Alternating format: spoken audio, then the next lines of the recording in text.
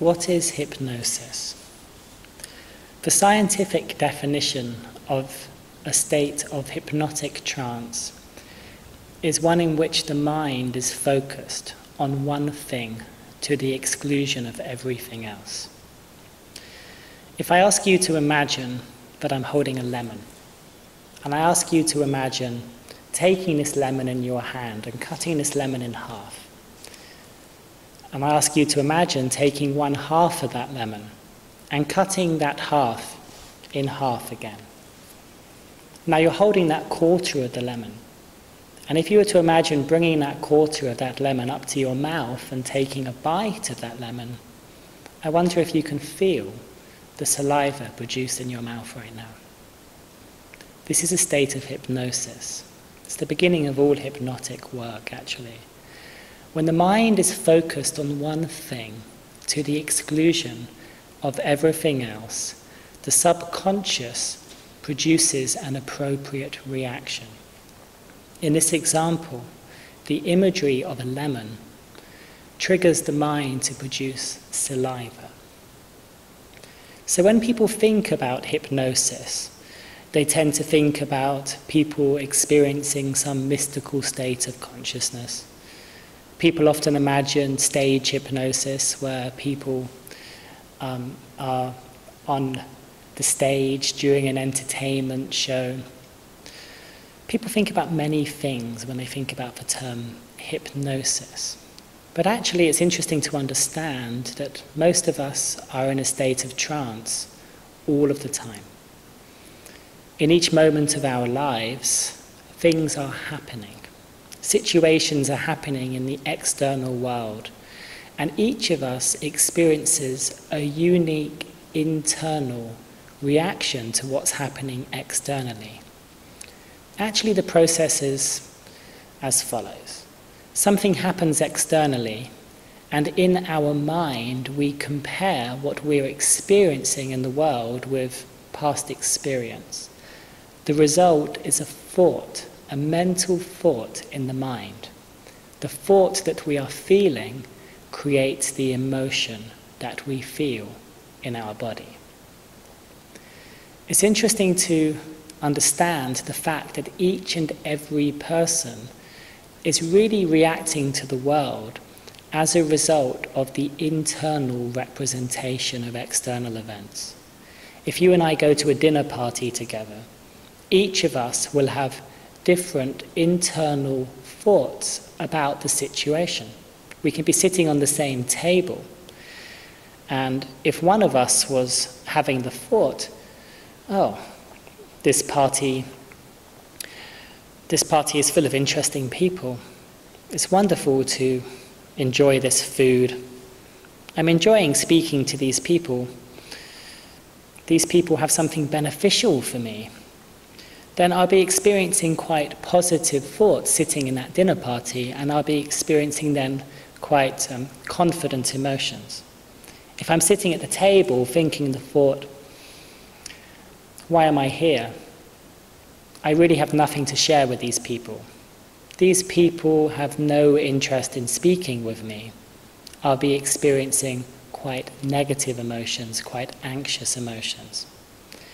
So really two people can sit on the same table, two people can share the same experiences, but each person experiences different emotions. And the emotions that we experience are the result of the thoughts in our mind. This is a very important point to understand. External situations do not cause the emotions that we feel in our lives. The thoughts in our minds do.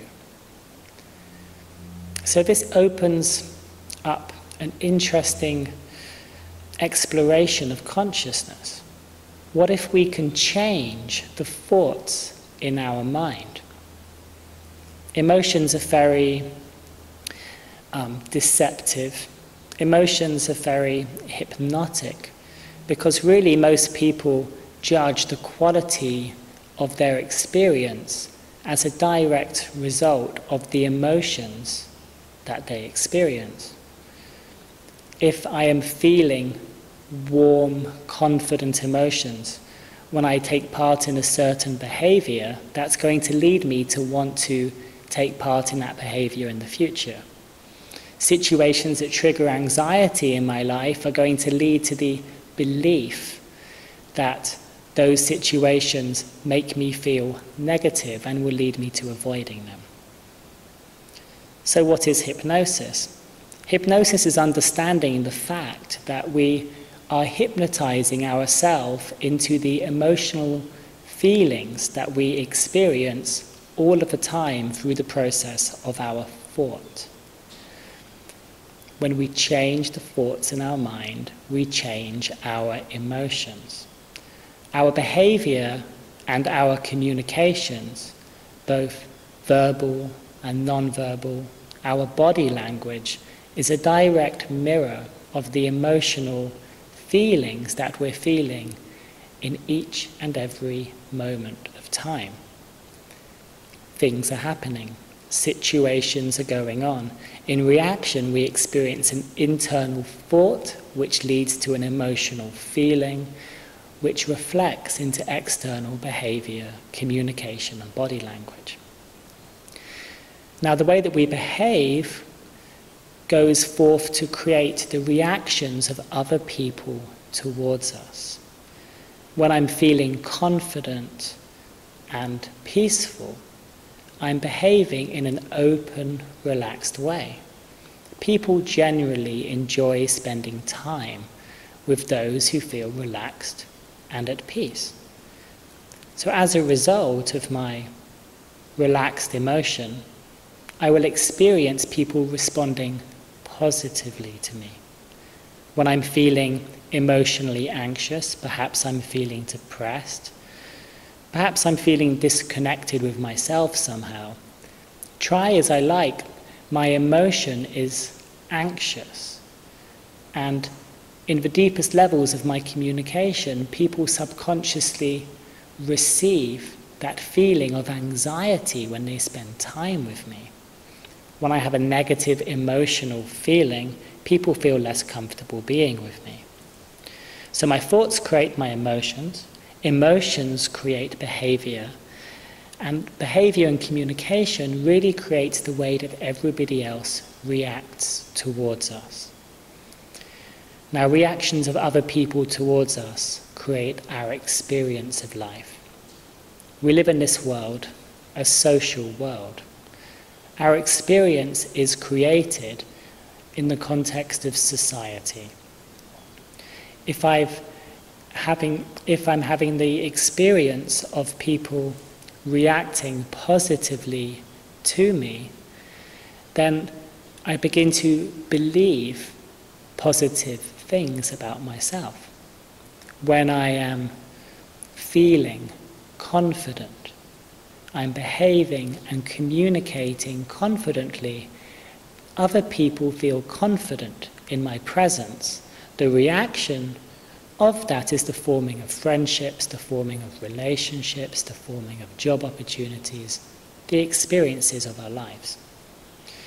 Now, the experiences of our lives over time, they bubble down and form what are called beliefs.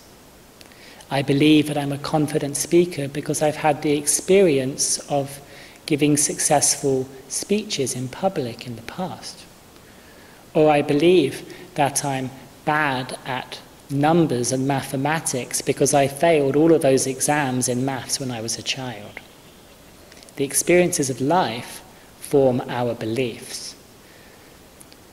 And our beliefs, in turn, are what is responsible for the thoughts that we find popping into our conscious awareness in reaction to the events of the external world. So what is hypnosis? Hypnosis is this circle. The external world is a reflection of internal conditions. Internally, in the inner world, we have the world of beliefs, we have the world of thoughts, and we have the world of emotions. Externally, in the external world, behaviors, communications, verbal and non-verbal, which then generate the reactions of other people towards us, which form our experience of life. If one looks at any form of therapy, every form of therapy is aiming and creating a shift in personal reality through changing one or more of the components of this circle. And the circle works both ways round. When I'm experiencing positive thoughts in my mind, I experience relaxed emotions. When I am experiencing anxious emotions, that will tend to create more anxious thoughts. So simply through changing the contents of consciousness, simply through changing thought, when done in the right way, where the mind is focused on one thing to the exclusion of everything else, that will lead to a change in emotion, which will then propagate around the circle. A change in emotion, change in behavior, reaction, creation of experience, and over time a shift in beliefs. So this is the basics of hypnosis. Every time you're walking down the street and there's a tape which is playing in your head, it's probably a tape that you've heard many times before. It's probably a tape where you're experiencing a set of judgments about yourself, a running commentary about the events which are happening in your life, criticisms of other people towards you. When you are focused on listening to that tape, when your mind is focused on it to the exclusion of everything else, that tape in your mind will create emotions. And those emotions feel extremely real. Those emotions are very convincing. So convincing, in fact, that your behavior will be generated from them, often in an attempt to change that underlying emotional state.